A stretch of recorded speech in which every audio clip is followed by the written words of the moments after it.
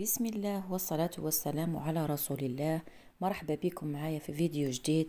بما أنه رانا في وقت الليمون نغتنموا الفرصة ونحضروا باش نحتفظوا به، خصوصا للشهر الفاضل اللي نستعملوه. نقولوا اللهم بلغنا رمضان إن شاء الله. راح نصبروا الليمون نحتاجوه نطيبوا به المرقة البيضاء كما طاجين الزيتون، جلبانة، دولمة. نطيبوا به الدجاج، نستعملوا برج راح يزيد لها في البنة. اول حاجه نحتاجها هي بلاره وملح باش نصبر القارص. بعد ما نغسلو ونشفو نقسموها على 8 ابراج، واذا كانت عندكم بلاره واسعه شويه قسموا الحبه على 4 بالطول. نحطو كميه من القارص او طبقه من القارص ونديرو عليها مقرف ملح، وكل ما نحط طبقه من القارص نحط عليها كميه من الملح حتى تتعمر كامل، ونزيدو نحطو لها الملح في الاخير. الملح راح يخلي القارص يخرج الجي ورايح يطيب ويساعد في التصبير. هذه الطريقة راح تستعملوها بدون ما تحطوه في المجمد، خلوه يطيب براحته لمدة شهرين ومن بعد تقدروا تستعملوه في جميع انواع المرقة البيضاء. نقفلوها ونحطوها يوم بهذا الشكل، وقدوة من ذاك نقلبوها على وجهها الاخر 15 يوم وحنا نديرو في هذه الطريقة. من بعد نحطوها على جهة ونخلوها تكمل طيابة كما قلت لكم لمدة شهرين. اذا شفتوا البلاره تاعكم تسيل ديروا لها ساشي ولا سلوفان. وشوفوا هنا عندي كميه من القارص اللي كنت صبرته، هذا تقريبا عنده شهر ونص من خدمته. كما راكم تشوفوا راه شويه يابس مزال ما كملش طيابه. وشوفوا الجو تاعو كيفاش يجي معسل. وبالنسبه للثاني عنده عامين من خدمته، راه طايب زبده يعني. نتوما اذا شفتوا رواحكم انكم طولوا ما تخدموا به تقدروا تحتفظوا به بعد ما يطيب في المجمد وتجبدوا بالبرش. صدقوني راه هايل في البنة نتاعو. نتمنى انكم تجربوها هذه الطريقة. ونروحوا للطريقة الثانية اللي راح نخرجوا منها قداش من حاجة. عندي هنايا 2 كيلو قارص راح نحلهم الزاست، نحو القشرة الصفراء برك من الحقوش القشرة البيضاء، ونحط كيلو في الزاست تاع القارص. اللي يدير اكثر 700 غرام سكر في كيلو تاع قارص راح يجيكم حلو ياسر. وانتم كي تكونوا رايحين تستعملوه وجاكم ناقص حلاوة تقدروا تزيدوا السكر. نحك السكر على القارص باش نستخلص منه هذيك الزيوت وليكستري تاع القارص بلا ما نطلع المقرف الفوق، لانه فيه زيوت طياره راح تروح مع الهواء. نقطوه ونحطوه على جهه ونعصر القارص تاعي بطريقه عاديه. انا نديرلو كيما هاك باش نستخلص منه اكبر كميه من الجو. عندي هذه العصاره مانيوال تعصر ما شاء الله. نجمل كامل الجو نحطه مع بعضه ونحتفظ بالقشور. حتى هذا كله بلي قاعد لي في الصفايه تاع العصاره رايحه نحطه على جهه باش نخدم به هو ثاني. نرجعوا للعصير تاعنا، رايحه نخلط الجو مع الزاز اللي درنا له السكر، بصح نمروا في الصفايه اولا لانه حاجه ماني رايحه نخليها كلش رايحه نخدم به.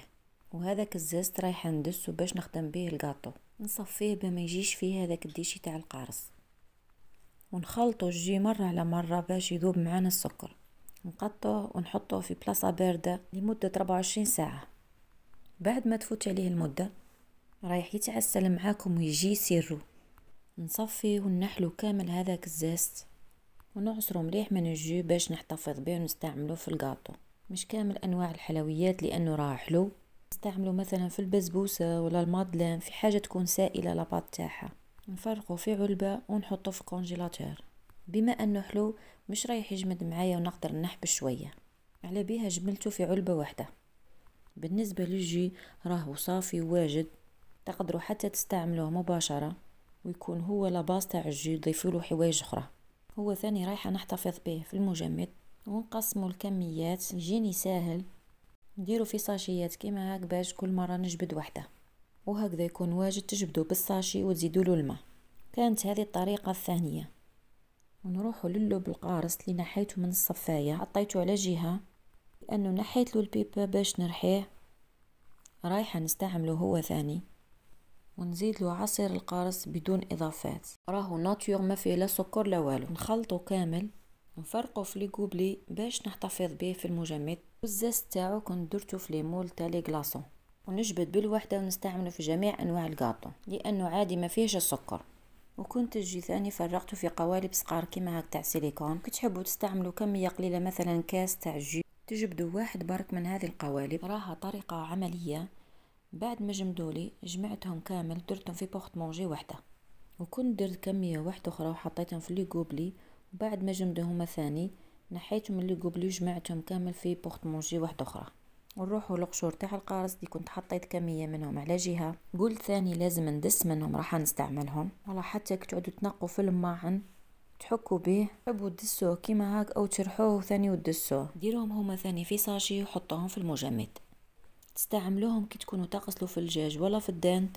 والطريقة الاخرى اللي زدت جمدت بها القارص، خيرت حبات موايا متوسطين الحجم وقطعتهم دي غوندال. تروحوش تجمعوهم كامل في ساشي وحده لانه راح يجمدوا معاكم، بعد ما تقدروش تنحوا بالوحده. بصح كي ديروا له كيما هاك تفرشوا له ساشي وتزيدوا بين طبقه وطبقه ديروا الساشي، من بعد جمدوهم، وكي يجمدوا مليح اجمعوهم وديروهم في ساشي وحده. شوفوا هنايا بعد ما جمدوا معايا راح يتنحوا بكل سهوله بلا ما يلصقوا في بعضهم. تجبدوا بالوحده تستعملوها في البوراك ولا في المرقه البيضاء وحتى في الحلويات اللي تختولات. انتوما وين حبيتوا تستعملوه. راه مازالوا ياسر طرق باش نحتفظوا بالقارص، كانت هذه من بينها. ان شاء الله يا ربي نكون افدتكم واستفدتوا وديتوا يلو كان فكره. واذا وصلتوا لهذه المرحله تاع الفيديو نتمنى ان شاء الله منكم تخلوا لي هذاك الجيم وتشجعوني به باش نستمر معاكم ونحط لكم المزيد من الفيديوهات اللي تساعدكم وتفيدكم. والسلام عليكم ورحمه الله.